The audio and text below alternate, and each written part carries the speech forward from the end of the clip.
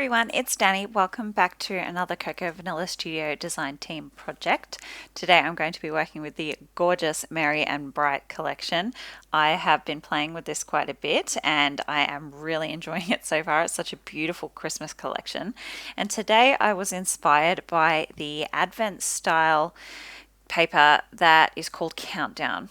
So it is all the numbers of the 25 days of Christmas, and I've just gone ahead and cut that whole page into its individual numbers, and now I'm just going through with my fussy cutting scissors and distressing all the edges.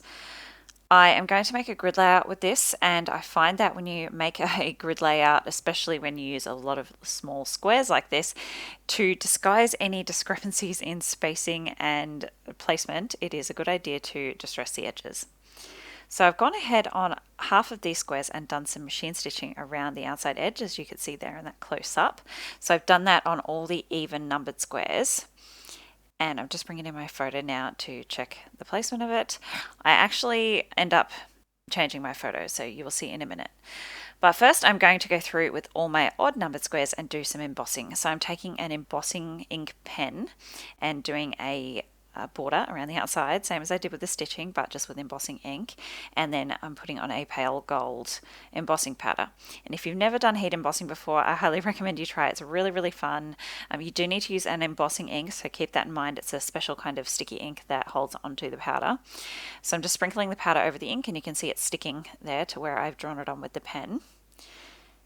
And just sprinkling on the powder, tapping off the excess, and then you can pretty much leave that powder there stuck to the ink for a little while before you have to set it with your heat gun, and it gives you some time to tip all the excess back into your container.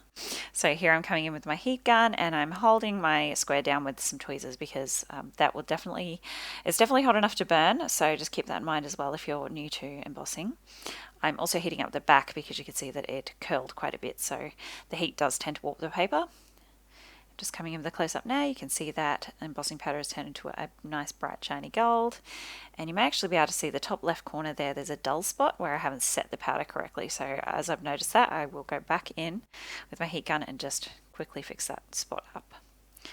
So now I'm just going to go through and do all the rest of my squares. It's magical doing heat embossing. If you've never tried it before, it's so much fun. You can see it transform from matte powder to shiny metallic or opaque glossy finish right before your eyes. So right there, you can see it transforming into gold. It's so pretty.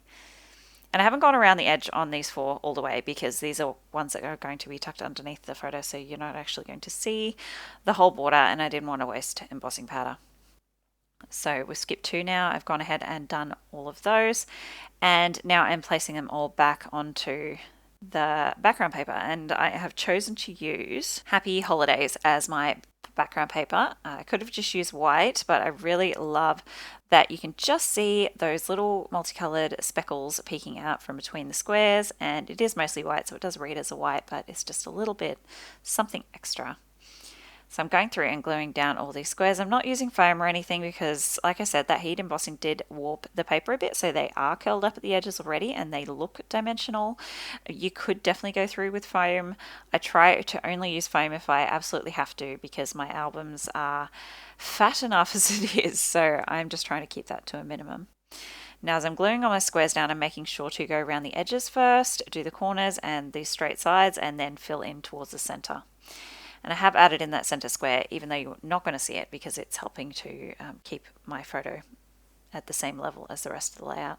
I'm coming in now with the A5 paper stack, and I'm going to use this gorgeous wood grain as a base for this collage photo.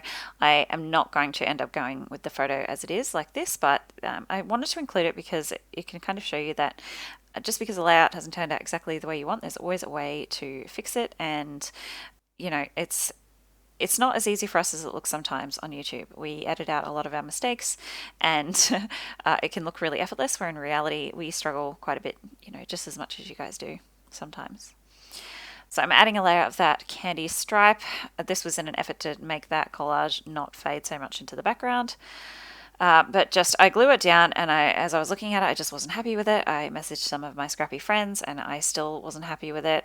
They gave me some good ideas, so I went ahead and I pulled that photo off and you can see I've ripped some of that wood grain paper, but that's okay. I am going to cover up that torn area. So I've cut that collage apart. I went ahead and printed that main center photo again, slightly bigger, and now I'm going through with the other photos and chopping them down so that they will lay over these numbers. So the other photos are just close-ups of the calendar. This is an advent calendar I made quite a few years ago. I was super proud of it. I'm still really proud of it. I made a little living room scene. It has a little Christmas tree and a fireplace and little Christmas cards on top of the fireplace and a box of presents. I was super proud of it. It's so cute. So anyway, I am just going to overlay the close-up photos over a few of the squares, just like that. They still had some adhesive on the back, so they just stick on just nicely. And then I'll just pop my center photo in the middle of that wood grain. And having that nice large border of wood grain around that photo just helps it stand out off that background. I just hadn't factored in how busy the background was going to be with all those squares done, but I'm really happy with it in the end. So because I have such a lot going on in the background, I don't need to embellish much. Really all I'm going to do is add some of these florals. These are all fussy cut from the floral side of the Joy to the World floral pattern paper. It's just stunning. I've cut the whole thing up.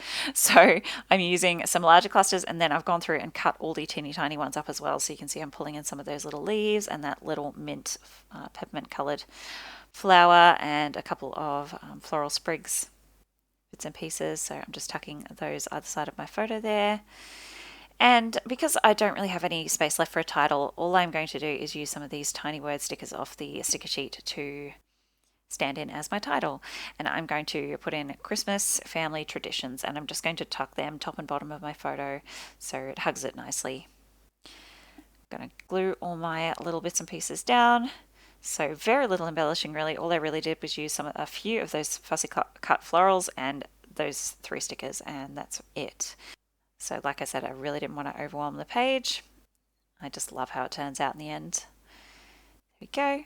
Last thing I'm going to do is add some Nouveau drops, and these are just in the pale gold. I'm adding these to the center of all my flowers, and then I will come in with some white Nouveau drops and just do a group of 3 around each of my embellishment clusters. And that's my layout finished. Thank you for joining me today. I hope you enjoyed watching. Close-ups are coming up, and I'll see you next time. Bye guys.